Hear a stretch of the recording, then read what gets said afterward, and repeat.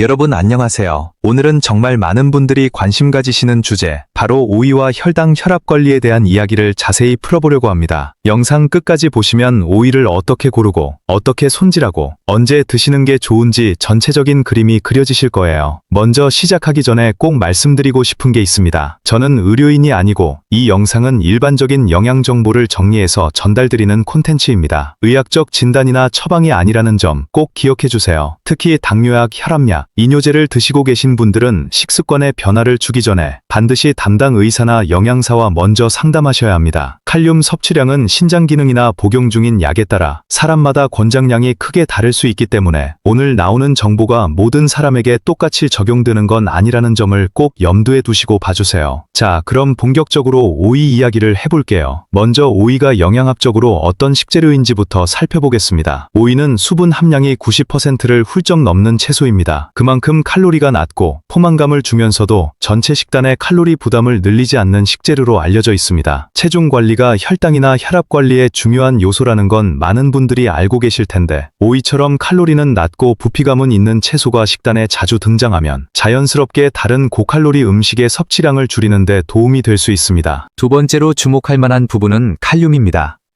오이에는 칼륨이 비교적 풍부하게 들어있는데요. 칼륨은 우리 몸에서 나트륨과 균형을 이루며 작용하는 미네랄입니다. 한국식 식단은 국찌개, 장류, 김치류 등 나트륨 함량이 높은 음식들이 많은 편인데, 이런 식단에 칼륨이 풍부한 채소를 함께 곁들이는 것은 영양학적으로 균형을 맞추는 한 가지 방법으로 자주 언급됩니다. 다만 앞서 말씀드린 것처럼 신장 기능이 저하되어 있거나 칼륨 배출에 영향을 주는 약을 복용 중이신 분들은 칼륨 섭취를 늘리는 게 오히려 부담이 될 수 있어서 이 부분은 꼭 개인의 건강 상태에 맞춰 판단하셔야 합니다. 세 번째는 식이섬유입니다. 오이의 껍질 부분에는 식이섬유가 비교적 많이 포함되어 있습니다. 식이섬유는 소화 과정에서 탄수화물의 흡수 속도를 늦추는 역할을 할 수 있다고 알려져 있고, 그 결과로 식사 후 혈당이 가파르게 오르는 것을 다소 완화하는 데 도움을 줄 수 있다는 연구들이 있습니다. 그래서 오이를 드실 때는 껍질을 깨끗이 씻어서 함께 드시는 것을 추천드립니다. 다만 껍질에 농약 잔류가 걱정되시는 분들은 흐르는 물에 충분히 씻거나 식용 베이킹 소다를 살짝 활용해서 씻어주시는 것도 좋은 방법입니다. 이제 오이를 고르는 법부터 차근차근 이야기해 볼게요. 좋은 오이를 표면에 윤기가 있고 만졌을 때 단단하면서 가시가 살아있는 것이 신선한 편입니다. 너무 크고 굵은 오이는 씨가 많고 수분감이 떨어질 수 있어서 중간 크기의 일정한 두께를 가진 오이를 고르시는 게 좋습니다.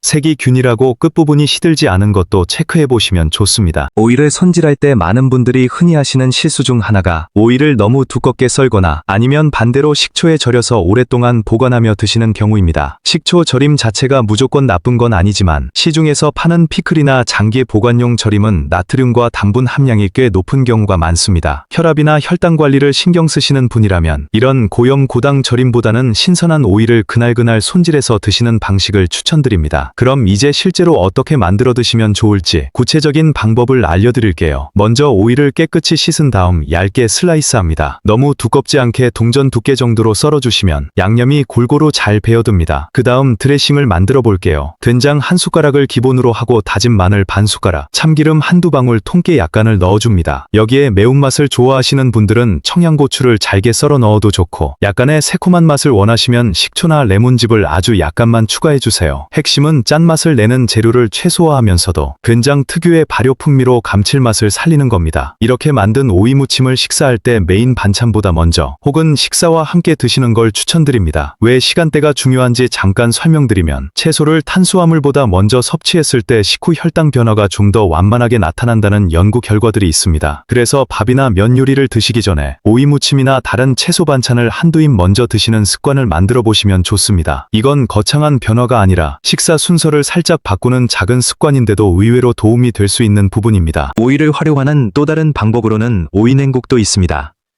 더운 날씨에 입맛이 없을 때 좋은데요. 오이를 채 썰어서 다시마나 멸치로 우린 육수에 넣고 식초와 약간의 소금, 깨소금으로 간을 맞춰 차갑게 먹는 음식입니다. 여기서도 핵심은 소금의 양을 최소화하고 식초의 산미와 다시마 육수의 감칠맛으로 부족한 간을 채우는 겁니다. 짠맛이 줄어들어도 충분히 맛있게 드실 수 있습니다. 오이를 그냥 생으로 슬라이스해서 간식으로 드시는 것도 좋은 방법입니다. 식사 사이에 배가 고플 때 과자나 빵 대신 오이를 몇 조각 드시면 칼로리 부담 없이 포만감을 채울 수 있습니다. 여기에 그릭 요거트나 무가당 요거트를 살짝 곁들여 드시면 단백질도 함께 섭취할 수 있어서 더 좋습니다. 이제 조금 더 들어가서 오이를 일상 식단에 어떻게 자연스럽게 포함시킬 수 있을지 생각해 볼게요. 아침에는 오이를 얇게 썰어서 샐러드에 넣거나 통밀빵에 오이와 약간의 단백질 식품을 곁들여 드시는 것도 좋습니다. 점심이나 저녁에는 앞서 말씀드린 오이 무침을 곁들이 반찬으로 활용하시고 저녁 식사 후 간식이 생각날 때는 오이 슬라이스를 준비해두면 도움이 됩니다. 다만 여기서 다시 한번 강조하고 싶은 부분이 있습니다. 오이가 건강한 식재료인 건 분명하지만 오이 하나만으로 혈당이나 혈압이 극적으로 좋아진다고 기대하시면 안 됩니다.